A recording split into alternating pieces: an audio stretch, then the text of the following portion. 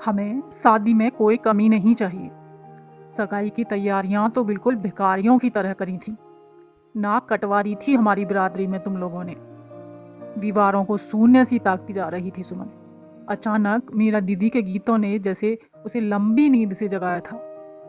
हंसी ठिठोली करती सुमन की भाभियां उसे खींच कर बाहर ले गईं। सभी के पांव लोक गीतों पर थिरक रहे थे सिवाय सुमन के। सूखी डाली की भांति उसका चेहरा मुरझाया सा दिख रहा था।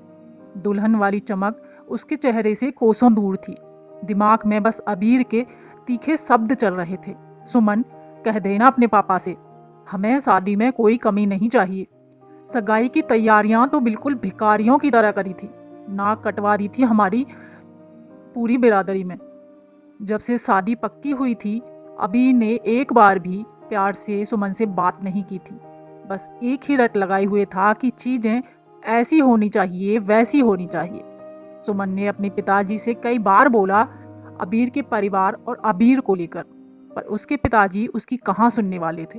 उन्होंने बोला, अरे शादी के बाद सब ठीक हो जाएगा। शादी का दिन आया और सुमन की शादी धूमधाम से निपट गई। कई सारे मान मनोबल और तीखे व्यंग्यों के साथ सुमन अपने ससुराल पहुंच गई। घर में कदम रखते ही कुछ समय ही बीता था कि उसके सास ने सबके सामने बोला, अरे बहू, तेरी माँ भिखारिन है क्या? कैसा सामान दिया है? ये तो हम अपने नौकरों तक को न दें।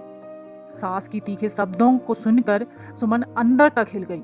सासू माँ की बात पूरी भी नहीं हुई थी कि चार और रिश्तेदारों ने तीखे व्यंग कर सुमन के अरमानों को पूरी तरह से रौंद दिया था। सुहाग रात की सेज पर बैठी सुमन को अब पता चल चुका था कि उसे न किसी से प्रेम की अनुभूति होने वाली है और न उसे किसी के प्यार के दो शब्द सुनने को मिलेंगे। उसको अच्छे से समझ आ गया था कि हर देखा ख्वाब हकीकत नहीं होता। आज उसे अबीर की छुअन भी गुलाब के कांटों सी प्रतीत हो रही थी। पैरों से मसले फूलों की भांति सुमन ने अपनी ससुराल की पहली रात को बिताया। दूसरे दिन पूरे जोश के साथ पुरानी यादों को अनदेखा करते हुए सुमन ने अपनी दूसरी पारी की शुरुआत की। सभी बड़ों के आशीर्वाद से उसने घर की कमान संभाली, पर अभी भी घर वालों और लोगों का वही हाल था। सुमन जितना उन्हें खुश करने की कोशिश करती, उससे ज्यादा उसे अपमान के घूंट पीने पड़ते। दहेज और पैसों के लिए ताने सुनना आम बात हो गई थी। अबीर ने तो सुमन से हनीमून के लिए पैसों का इंतजाम उसके परिवार वालों से करने को कहा। झूठी डिग्री, फर्जी बातों का भी खुलासा शादी के बाद हुआ। तब भी सुमन हर बात को नजरअंदाज कर रिश्तों को समेटने की कोशिश करती रही। यहाँ तक कि इन सभी बातों में अबीर का साथ तो उससे दूर दूर तक नहीं दिखाई देता था। भद्दी गालियां, मायके वालों का अपमान तो उसकी दिनचर्या में आ गया था। ऐसा नहीं था कि उसने अबीर से बात करने की कोशिश नहीं की थी, पर अबीर को हर बात में उसके मायके वालों या सुमन की ही गलती दिखाई देती थी। अपनी दूसरी विदाई में सुमन ने ठान लिया था कि इस बार अपने घर वालों से कोई न कोई हल निकालने को कहेगी। तंग आ चुकी थी वो रोज रोज के तानों से। उसे समझ आ रहा था कि आखिर अबीर ने उससे शादी क्यों की थी जब उसे प्यार नहीं था। तो क्या जिंदगी में धन का मोह प्यार से ज्यादा होता है? घर पहुंचते ही सुमन ने आप बीती सुनाई।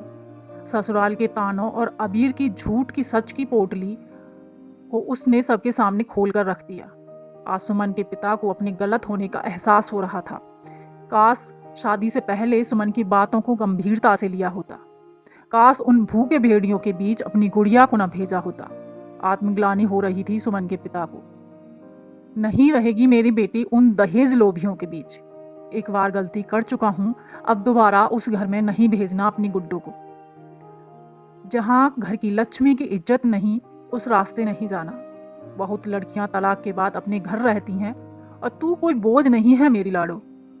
अपने पिता की बातों का मान रखते हुए सुमन ने कहा, पापा, अब मैं नौकरी करके अपने पैरों पर खड़ा होना चाहती हूँ। अपने खोए हुए आत्मसम्मान को वापस लाना चाहती हूँ। जब जिंदगी में दूसरा मौका मिल रहा है, मैं किसी पर आश्रित रहकर जीना नहीं चाहती। आज सुमन के पिता को अपनी बेटी पर गर्व हो रहा था और सुमन अपने इस फैसले से खुद को हल्का महसूस कर रही थी। हम सभी समाज में फैली कुरीतियों का शिकार होते रहते हैं। बस अपने अंदर हौसला रखें और विषम परिस्थितियों में लड़ने का हौसला रखें।